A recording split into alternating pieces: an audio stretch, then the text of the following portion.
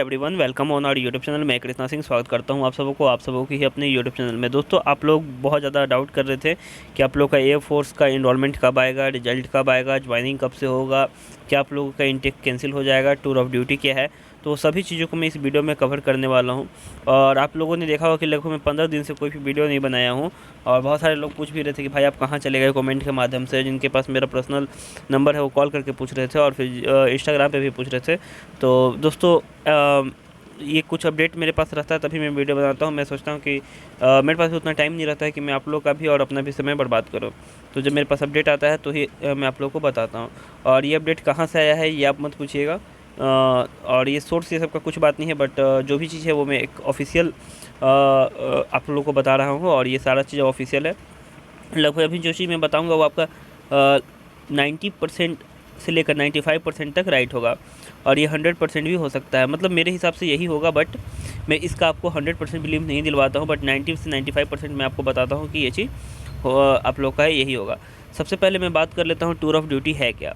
देखिए, tour of duty एक concept है। इस कॉन्सेप्ट के थ्रू जैसे कि अभी क्या होता है ना कि हमारा जो डिफेंस बजट है, तो उस डिफेंस बजट का मैक्सिमम जो पैसा है, मैक्सिमम जो बजट है, वो 60% लगभग वो क्या होता है कि सैनिकों का वेतन देने में और उनको रिटायरमेंट का पैसा देने में ख़त्म हो जाता है। इसी के कारण जो सरकार है वो नया कॉन्सेप्ट लगा रही है ताकि वो टूर ऑफ ड्यूटी ला सके। टूर ऑफ ड्यूटी के लिए वो 3 साल के लिए क्या करेगी कि किसी को भी जवान को सेना में शामिल करेगी, और वो 3 साल तक सर्विस करेंगे, और मतलब 18 साल में उनका ज्वाइनिंग होगा, और वो 21 साल में वो रिटायर हो जाएंगे, 21 से 22 साल में वो रिटायर हो जाएंगे। तो ये टूर ऑफ ड्यूटी है। बट ये चीज़ आपका पहले स्टार्टिंग जब होगा तो ये आर्मी में आप लोगों का लागू होगा। किस में लागू होगा? आर्मी में। ये अभी एयरफोर्स में लागू नहीं होगा। क्यों? क्योंकि आर्मी की ट्रेनिंग आपकी इसको 9 मंथ का आपको इसका ट्रेनिंग चलेगा। भी ऐसे आर्मी का भी 12 मंथ का ट्रेनिंग चलता है। बट एयरफोर्स का आप जानते हैं कि आपका वाई ग्रुप का लगभग 22 महीना और एक्स ग्रुप का लगभग 26-28 महीना, मतलब अलग अलग ट्रैक का अलग अलग ट्रेनिंग चलता है।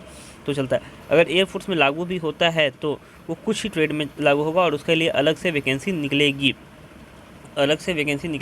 अब यहाँ पे नेवी में भी ऐसा ही होगा, क्योंकि ये चीज़ मैं एक मतलब मेरे खुद भैया हैं उनसे मैं कंफर्म करके आपको बता रहा हूँ कि ये चीज़ अभी लागू नहीं होगी। और सेकंड बात ये कि इतनी ज़्यादा संख्या में वो टूर ऑफ ड्यूटी नहीं लागू होगा, क्योंकि जब ये चीज़ नवंबर के आसपास में इस चीज़ जब ये चीज़ बाहर आया था, उस समय क्या हुआ था कि जो गवर्नमेंट थी उसमें उन्होंने बोला था कि अभी वो ट्रायल बेसिस पे करेंगे। तो अभी ट्रायल होगा, अभी ट्रायल होने के बाद वो देखेंगे। जिस टाइप से अभी शॉर्ट सर्विस कमीशन का एंट्री निकलता है, उसी टाइप से इसका एंट्री निकलेगा। डायरेक्ट ऐसा नहीं है कि आप लोगों को बुलाकर वहाँ पे टूर ऑफ ड्यूटी के थ्रू बैठा दिया जाएगा। ऐसा नहीं होगा, क्योंकि पूरा सिस्टम कोलैप्स कर जाएगा। क्योंकि बहुत सारा ऐसा ब्रांच होता है जिसमें आप कुछ दिनों के लिए बंदों को नहीं रखते। जैसे एक्स वाई ग्रुप में जो बंदे जाते हैं, ये काफ़ी ज़्यादा इन्हें एक्सपीरियंस बंदे चाहिए होते हैं, क्योंकि ये जो आपका जो फ्लाइट उड़ता है ना, तो वो उड़ता है तो सिर्फ इन्हीं बंदों के कारण उड़ता है। उड़ाने वाला पायलट से ज़्यादा जिम्मेदारी इन बंदों का होता है, क्योंकि इन्हीं को पूरा मेंटेनेंस करना रहता है, सारा कुछ करना पड़ता है। ठीक है। और एयरफोर्स ऐसा नहीं चाहिए कि वो एक्सपीरियंस बंदे को वो आउट कर दे। ये हुआ आपका टूर ऑफ ड्यूटी। तो आप 100% कन्फर्म हो जाइए कि टूर ऑफ ड्यूटी नहीं होगा। अब एक चीज़ और है कि आप लोग सर्विस पीरियड के रिगार्डिंग कुछ लोग थे कि पिछले वाले में बॉन्ड लिखा था कि 20 साल आपको ड्यूटी करना होगा, लेकिन इस बार में बॉन्ड नहीं लिखा हुआ है, और लिखा हुआ है कि मतलब कि उनके रूल के हिसाब से। तो ये इसलिए क्योंकि आपका बॉन्ड जो है 20 साल से इस बार 25 साल बॉन्ड कर दिया जाएगा। क्यों? क्योंकि 20 साल में क्या होता है कि रिटायरमेंट ले लेते हैं, और रिटायरमेंट लेने के बाद उन्हें पैसा मिलने लगता है। लेकिन अब बॉन्ड होगा 25 साल का, कि अब अगर आप 25 साल तक ड्यूटी करेंगे तभी आप रिटायरमेंट ले सकते हैं। तो जो रिजल्ट जो डिले हो रहा है, और ये इन्वॉल्वमेंट की वजह भी मैं बताऊँगा। रिजल्ट डिले होने के पीछे का 2 रीज़न है। आपको एक चीज़ पता होगा कि बहुत सारा जो सेंटर पे क्वेश्चन जो है वो लीक हुआ था, उस क्वेश्चन लीक के कारण उसका भी जांच भी चल रहा है। और सेकंड रीज़न है आपका यही बॉन्ड को, कि आपका बॉन्ड को 25 साल ही रहने दिया जाए या फिर 20 साल ही रहने दिया जाए। इस पर डिस्कशन चल रहा है, और लगभग ये डिस्कशन अब कंप्लीट होने की कगार पे है। तो आपका बहुत जल्द ही ये चीज़ आ जाएगा। और सबसे पहले आपका क्या आएगा? तो सबसे पहले आपका इनरोलमेंट आएगा। क्या आएगा? इनरोलमेंट आएगा। कुछ लोगों को डाउट था कि क्या सर आप लोग हम लोगों का ये इंटेक कैंसिल हो जाएगा क्या? तो ये अफ़वाह बहुत ही बुरा है। ये कोई भी मतलब गलत आप लोगों को जो भी बता रहा है वो गलत बता रहा है कि ऐसा कुछ नहीं होने वाला है। क्योंकि अभी ही बहुत सारे कैंडिडेट का उम्र जो है वो 22 प्लस हो गया है।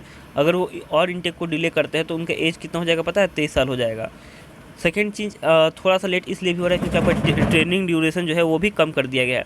आपका बेसिक ट्रेनिंग को 4 मंथ कर दिया गया है और ट्रेड ट्रेनिंग को भी आपका घटा दिया गया। तो उस सिस्टम को, उस करिकुलम को, मतलब कि वो अंदर, मतलब जैसे जो आपको जो ट्रेनिंग देने वाले उस्ताद होते हैं उन्हें भी समझाया जा रहा है कि हाँ, हमें इस टाइप से ट्रेनिंग देना है ताकि बंदों को सारा कुछ कंप्लीट हो जाए। तो ये चीज़ है। अब आपकी ज्वाइनिंग कब होगी, जो इनरोलमेंट जो आएगी तो उनकी जो ज्वाइनिंग होगी वो सेकेंड वीक ऑफ अक्टूबर तक कंफर्म ज्वाइनिंग 100% हो जाएगी। ठीक है, सेकेंड वीक ऑफ अक्टूबर तक आपका ज्वाइनिंग हो जाएगी। यानी इसका मतलब आपका इनरोलमेंट कब आएगा, तो इनरोलमेंट जो है आपका अभी ये 3rd वीक तक आपका इनरोलमेंट, मतलब 90% चांस है कि आपका 3rd वीक तक इनरोलमेंट आ जाएगा। और आपको इनरोलमेंट आने के बाद मैक्सिमम 10 डे का समय मिलेगा, 10 से 12 दिन का आपको ज्वाइनिंग के लिए। यानी कि आपको जो भी काम करना होगा वो फटफट करना होगा। इसीलिए आप लोग को जिन्होंने भी कैरेक्टर सर्टिफिकेट ये सब नहीं बनवाया है वो उस चीज़ को बनवा लीजिएगा ताकि आप लोगों को कोई भी बाद में प्रॉब्लम नहीं होगा। तो यही था। और इन रिजल्ट क्यों डिले है ये तो मैं आपको बता ही दिया कि रिजल्ट के डिले होने का 2 रीज़न है, क्योंकि वो फर्स्ट आपका जो आपका ये कुछ सेंटरों पे चीटिंग हुआ था, और सेकंड रीज़न ये है कि जब तक इनरोलमेंट नहीं आएगा तब तक रिजल्ट नहीं आएगा। ऐसा रीज़न क्यों है, ऐसा क्यों कारण है, क्योंकि ज्वाइनिंग जो होगा वो आप लोग का एएसी पे होगा। क्या होगा, कहाँ होगा, एएसी, एयरमैन सिलेक्शन सेंटर, जहाँ पे आपका फेज 2 होता है। और उनकी मेन प्रायोरिटी अभी है क्या चीज़, उनको भी मेन प्रायोरिटी है आप लोगों की ज्वाइनिंग करवाना, क्योंकि अभी इनके पास फरवरी तक का टाइम है, ये जिनका रिजल्ट आने वाला है उस बैच के लिए। लेकिन इनको ज्वाइनिंग करवाने की मेन प्रायोरिटी है। अगर ये क्या करते हैं, रिजल्ट देकर अगर फेज 2 का डेट देते हैं तो, क्योंकि फेज 2 का डेट वो बहुत ज़्यादा आगे भी नहीं दे सकते हैं और फिर बहुत ज़्यादा पीछे भी नहीं दे सकते हैं। और अगर उनको इनरोलमेंट पहले लाना है, इस टाइप से अगर डेट को कोलैप्स कर दिया गया, कोलैप्स कर जाता है, मान लीजिए कि अक्टूबर में ज्वाइनिंग है, अक्टूबर पे ही फेज 2 का डेट आ जाता है तो कोलैप्स कर जाएगा, क्योंकि एसी में उतना क्षमता नहीं होता है कि उतने सारे बंदों को वो हैंडल कर सकें। ठीक है, तो इसी के कारण जब तक आपका इनरोलमेंट नहीं आएगा, जिस दिन आपका इनरोलमेंट आ जाता है, मान लीजिए कि आपका इनरोलमेंट आता है 20 को, ये देखिए मैं फिक्स डेट नहीं बता रहा हूँ, मैं आप लोगों को एक बता रहा हूँ, एक मतलब हिंट्स दे रहा हूँ। तो मान लीजिए 20 सितंबर को आपका इनरोलमेंट आता है, तो आपका ऐसा हो जाएगा कि रिजल्ट आपका 21 सितंबर को आ जाएगा। ऐसा भी हो जाएगा कि 22 सितंबर को आ जाएगा, मतलब 1 दिन, 2 दिन, 3 दिन बाद भी आपका रिजल्ट आ जाएगा। और एक चीज़ और कि रिजल्ट बनकर वहाँ पे रेडी है, बस रिजल्ट को पब्लिश करना है। और रिजल्ट पब्लिश होने के लिए मेन जो है, देखिए इंक्वायरी भी चल रहा है, ये जो अभी बहुत ज़्यादा जो चीटिंग हुआ था उसके रिगार्डिंग। और सेकेंड जो है आपका इनरोलमेंट, सबसे बड़ी वजह इनरोलमेंट है। जब तक इनरोलमेंट नहीं आती है तब तक रिजल्ट को भूल जाइए। ठीक है, और क्योंकि देखिए आप अगर बोलेंगे कि इतना लेट कर रहे हैं तो नेक्स्ट वैकेंसी का क्या होगा, कुछ नहीं होगा। नेक्स्ट जैसे ही वो रिजल्ट दे देते हैं वैसे ही वो आपको नेक्स्ट वैकेंसी निकाल देंगे। जैसे मान लीजिए कि आपको वो 25 को रिजल्ट देते हैं, मान लीजिए 25 सितंबर को वो रिजल्ट देते हैं, ठीक है, तो आपका वैकेंसी आ जाएगा 1 अक्टूबर को।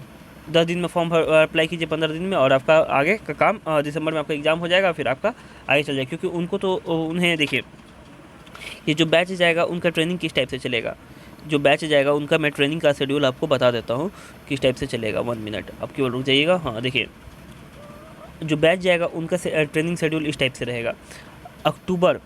अक्टूबर से उनका मार्च ट्रेनिंग चलेगा, क्योंकि अक्टूबर में मतलब उनका ज्वाइनिंग कराने में होगा, एक्यूरेट ट्रेनिंग नवंबर से ही स्टार्ट होगा।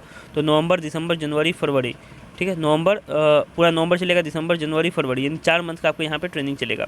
फिर जिनका रिजल्ट आने वाला है उनको मार्च में मतलब वहाँ पे बुलाया जाएगा। तो मार्च, अप्रैल, मई, जून, यानी उन्हें जून में आपको क्या किया जाएगा, ट्रेनिंग उनका कंप्लीट होगा। फिर आपका जो बंदे आएंगे उनको जून में बुलाया जाएगा, और उसके बाद जून, जुलाई, अगस्त, सितंबर, मतलब आपका देखिए इस टाइप से बैच आगे हो जाएगा। मतलब आगे इस चीज़ में हल्का फुल्का आगे पीछे भी हो सकता है, तो इसी टाइप से आपका ट्रेनिंग चलेगा। मतलब 4 मंथ कुछ दिन भी चल सकता है, 4.5 मंथ भी ट्रेनिंग चल सकता है, लेकिन मैक्सिमम उम्मीद है कि 4 मंथ ही आपका ट्रेनिंग चलेगा, बेसिक ट्रेनिंग। और इस टाइप से आपका बैच जो है वो कंप्लीट हो जाएगा। तो इसके रिगार्डिंग आप टेंशन ना लें, झूठ मूठ का आप इधर उधर के टेलीग्राम चैनल के चक्कर में ना रहें। देखिए मैं आपको जब भी अपडेट देना रहता है जेन्युइन अपडेट देता हूँ, क्योंकि मेरा मेन मकसद जो है आप लोगों का हेल्प करना, ना कि मैं आप लोग से झूठ का व्यू बटोर लो। देखिए अगर फेक इन्फॉर्मेशन कोई देगा तो उससे व्यू बहुत ज़्यादा आएगा, बट उसका कोई अस्तित्व नहीं होता है, क्योंकि जब तक हम ईमानदारी से कोई काम नहीं करेंगे तो आगे नहीं बढ़ सकते। मानते हैं कि आज हम गलत इन्फॉर्मेशन देते हैं, गलत जानकारी देते हैं, बोल देते हैं कि मेरे अंदर की खबर है, उससे बहुत ज़्यादा चरित्रहीन हम खुद ही हो जाएंगे आप लोगों के सामने। बट मैं ऐसा नहीं करना चाहता हूँ। जो भी रहता है मैं एक्यूरेट देता हूँ। जहाँ तक मुझे जब मैं अपने से 110% कन्फर्म हो जाता हूँ तो मैं बोलता हूँ कि मैं आपको 90% बता रहा हूँ। यानी कि मैं जब तक अपने से श्योर नहीं होता हूँ आपको नहीं बताता हूँ। तो मेरे द्वारा जो दी गई जानकारी है वो मेरे रिगार्डिंग, मेरे नज़र में 110% सही है। बाकी आप लोग देख सकते हैं, और ऐसा कोई भी दिक्कत नहीं होगा, एनरोलमेंट कोई दिक्कत नहीं होगा। और हाँ, कुछ दोस्तों का ये भी डाउट था कि क्या सर हम लोगों का 21+22 हो गया है एज, क्या हम लोगों की ज्वाइनिंग होगी? तो देखिए, ज्वाइनिंग आपकी होगी। और हाँ, वैकेंसी के रिगार्डिंग देखिए, वैकेंसी ये सब इंक्रीज के चक्कर में तो मैं आज के 1 साल पहले से नहीं था, कुछ इंक्रीज होगा, बट इस टाइप से जो 6000-7000 वैकेंसी कर रहे हैं वो मुझे नहीं लगता है। हाँ, बट लेकिन पर्याप्त मात्रा में आपको वैकेंसी होगा, जितना हमेशा रहता है उससे इंक्रीज ही होगा, कम नहीं होगा। तो ये चीज़ आपको ध्यान में रखना है। और जिनकी भी अच्छी रैंक है वो खुल रहे हैं, अगर आपको मन हो तो आप पढ़ाई कर सकते हैं, कुछ नया चीज़ सीख सकते हैं। और जिनकी एज है नेक्स्ट इंटेक की, तो नेक्स्ट इंटेक की प्रिपरेशन करें। और बाकी आप लोग चिल करें, टेंशन ना लें। मिलते हैं फिर नेक्स्ट वीडियो में। आपको जिस टॉपिक पर वीडियो चाहिए होगा एक बार कमेंट कर दीजिएगा, कोई भी डाउट होगा तो कमेंट कर दीजिएगा, मैं आपको क्लियर कर दूँगे। अगर आपको कोई डाउट होता है तो मैं डाउट का एक वीडियो आज शाम में ला देता हूँ, तो आप डाउट ज़रूर बता दीजिएगा, ठीक है? चलिए मिलते हैं फिर नेक्स्ट क्लास में। जय हिंद, जय भारत, वंदे मातरम, भारत माता की जय।